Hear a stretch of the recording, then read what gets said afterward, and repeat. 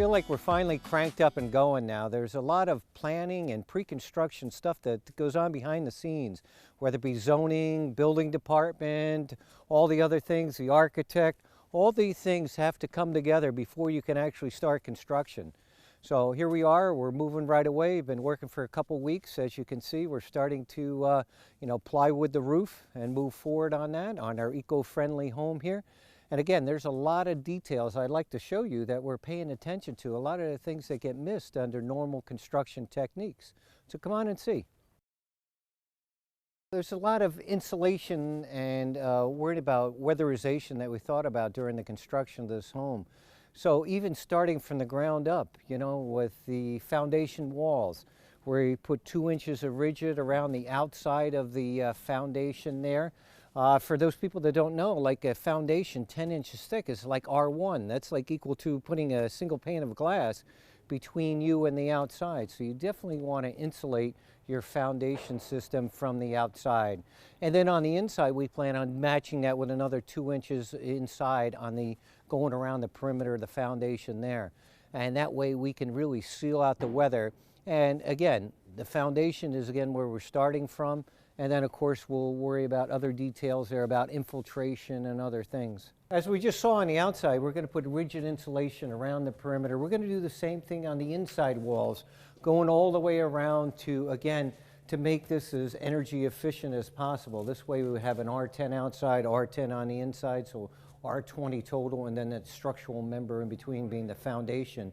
And then when we come to doing the floor, we're going to do the same kind of thing. We're going to put an R10, 2 inches of rigid down, and this will all be a radiant floor. We didn't want to pour it just yet because I like to put the columns into the concrete instead of on top. So we've got it all graded out, ready. So that would almost be one of the next steps we can do now is put the insulation down here, get the radiant tubing down, and then pour it and then lock everything in. All these columns will be locked in and they won't be hit if they're moving equipment down here or doing anything.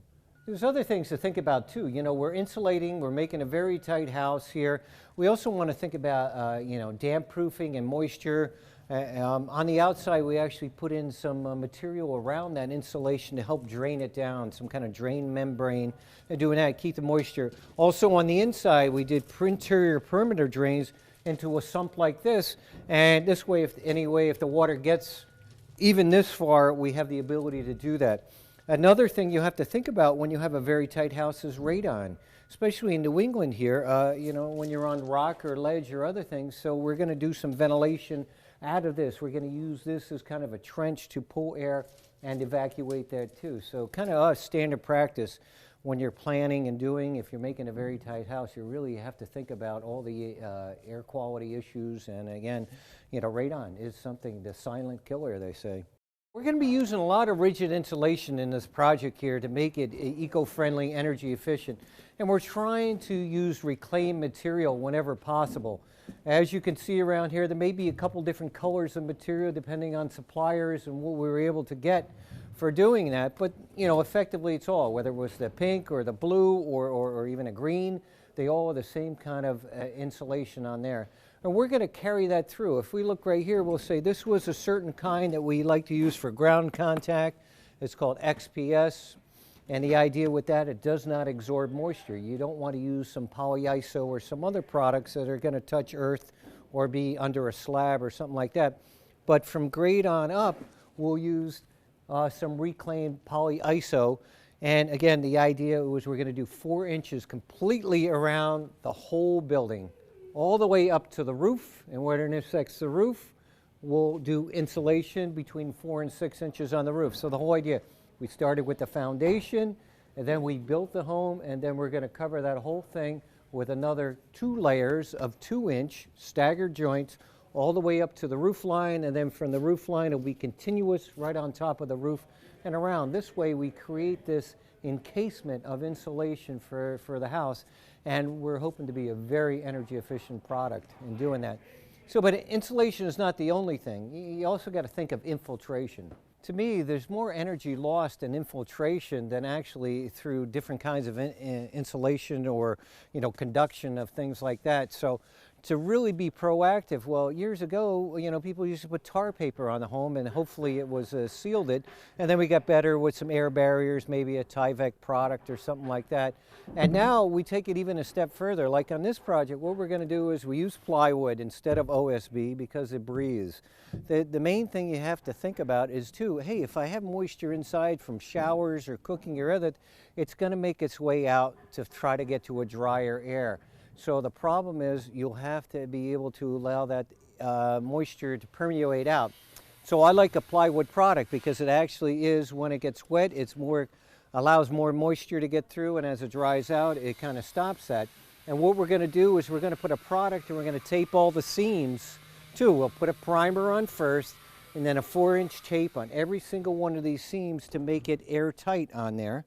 And then we're going to cover it with an air barrier, a product that will be able to protect it. You could use brand names, whatever, Tyvek, which is the most common one, but the idea is to have an air barrier between the taping of the seams and then putting that air barrier on will definitely make sure that we're not getting any infiltration in the building. And then outboard, as we explained before, we're going to do 4 inches of rigid insulation externally to the whole thing, and then we're going to do a water control layer to prevent water from being able to work its way into this whole thing, and then we'll do our siding on the outside. So it kind of gives us a complete system. You really have to think about the materials you use, because you can trap moisture behind, and next thing you know, have mildew or rot or other things, what they've seen in other homes where they don't allow that moisture to get out. We're going to tape all the plywood seams and also the corners. As you can see how corners really never come that tight together, and that can be a problem. So we'll tape all this underneath.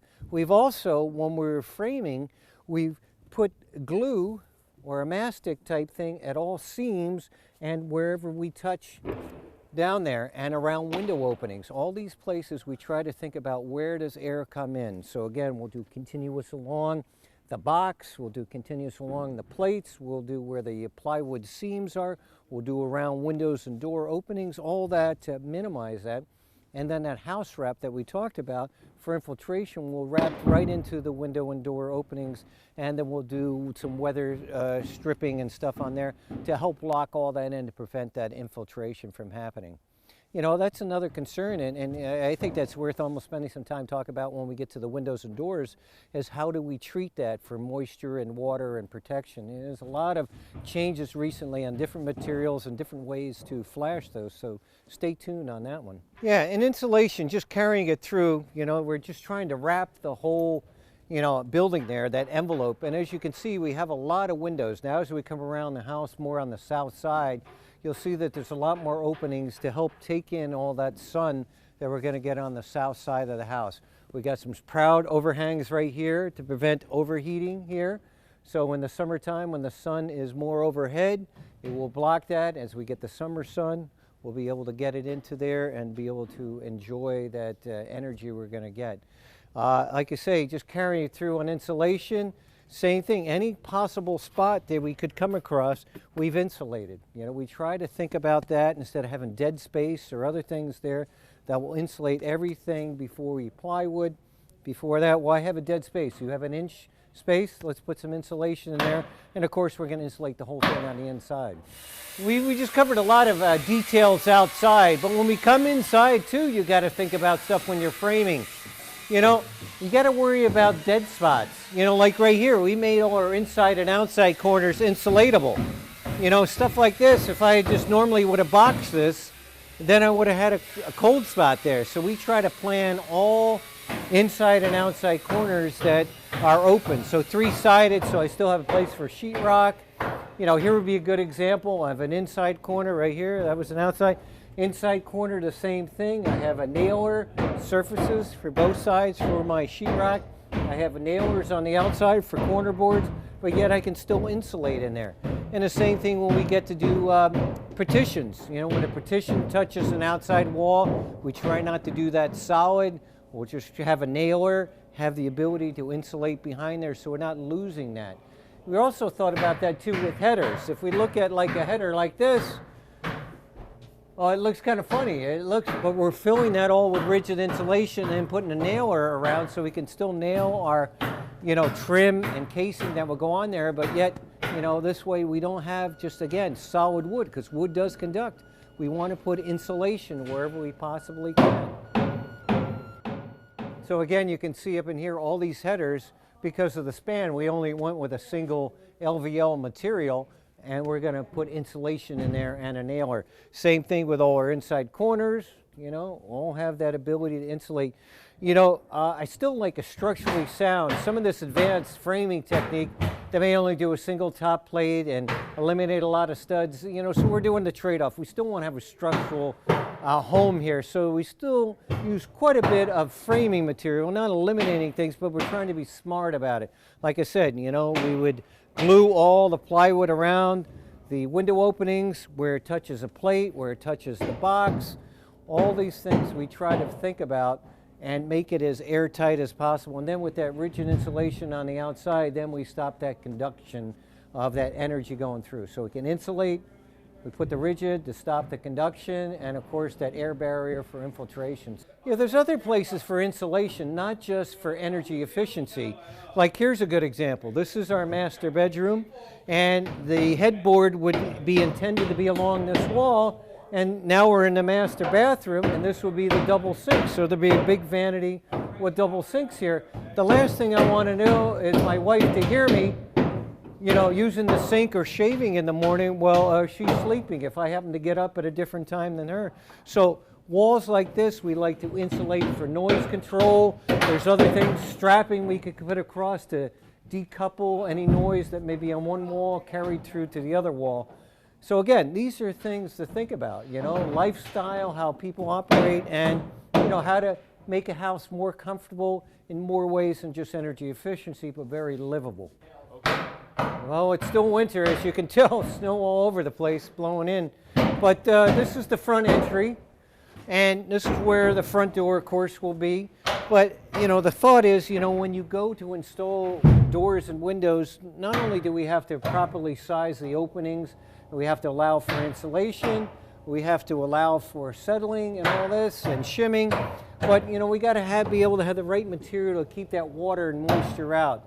There's a whole sequence of taping and material that we'll put to take that house wrap, that infiltration elimination, and be able to keep here, and our moisture management.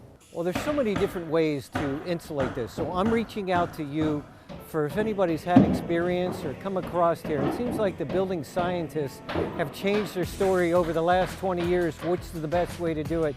You know, we had moisture problems, they had mold, rot, other things, so we keep changing our mind, and you know, even how to flash windows. So, hey, I'm reaching out to you. If you have any experience, good or bad, please, you know, come to us on the blog at the Green Building and Green Comfort blog. And, you know, we'll try to give you an answer, you know, work back and forth of your experiences, and we can share it together.